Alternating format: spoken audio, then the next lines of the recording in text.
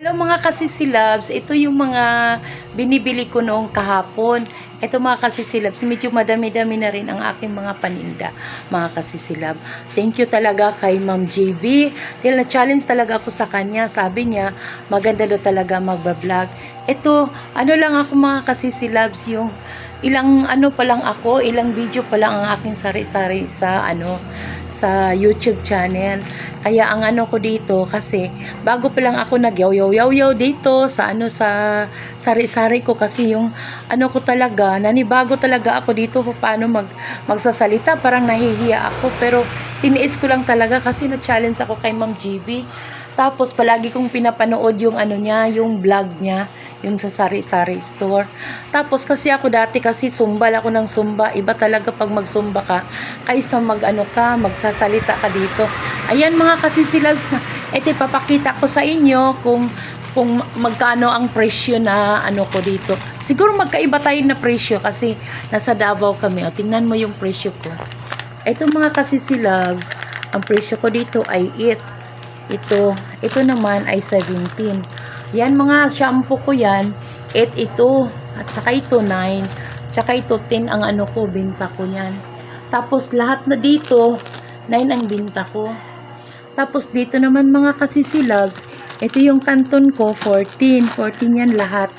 At saka dito naman, mayroon akong tuna. Ayan ang presyo, 42, 24. At saka dito, medyo mura-mura ito. Kaya, ginawa ko ditong 25 lang. Tapos, yan may preska din ako. Ay, muntik pang malaglag mga kasisilabs. Muntik na malaglag. Ito, tapos yung itong mga sardinas lahat ng sardinas dito ay 28. Ito, may marino ako, 43. Yan mga kasisilabs. Tapos, yan mga kape ko. Yan mga kape ay tag 15 ito. Ito, twin na to, 15. Ito namang Milo, 12. Yan, 15 yan. Tapos, ito na naman, itong ano na to, itong down nito, 18 naman to. Ito, 8 lang to. Yan, 8 yan, 8. Tapos, dito na naman ito, 12 to, itong Birds 3. Yan. Tapos, ito, 12 ito.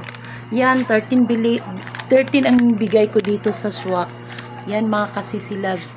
Medyo dati nung umpisa ko mag-vlog sa sa sari-sari store, itong maliit kong negosyo, ay kunti lang talaga ito. Kunting-kunti lang. Ang ginawa ko naman dito kami kumukuha ng mga pagkain namin. Tapos, ang ginawa ko mga kasisilabs, nililista ko. Tapos, pagdating ng asawa ko, dahil ang asawa ko ay salesman, pinapabayaran ko talaga. Hindi ko babayaran. Hindi niya babayaran. Yun ang ginagawa ko kasi nanonood ako palagi ng mga sisilabs, yung mga video ng mga sari-sari store, kailangan talaga babayaran. Tsaka yung may bigas din ako mga kasisilabs. Yan, bigas ko yan. Oh. 'Di ba mga kasisilabs, unti-unti nang dumami kahit papaano, unti-unti nang dumami. Ngayon, pagdating naman ng asawa ko, yan dagdagan na naman ito. Kasi naman to, yung dito naman kami kumukuha ng pagkain. Tapos, ang ginawa ko dito, kung mayroon man ako mabinta at kukunin ko yung cash, bibili ko ng manok or ano bang bilhin ko, gulay, something like that, ganyan.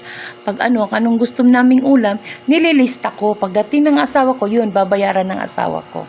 O, yun lang mga kasisilabs para hindi tayo mapurdoy ba? Diba? O, thank you for watching mga kasisilabs. Don't forget to subscribe my YouTube channel. Bye!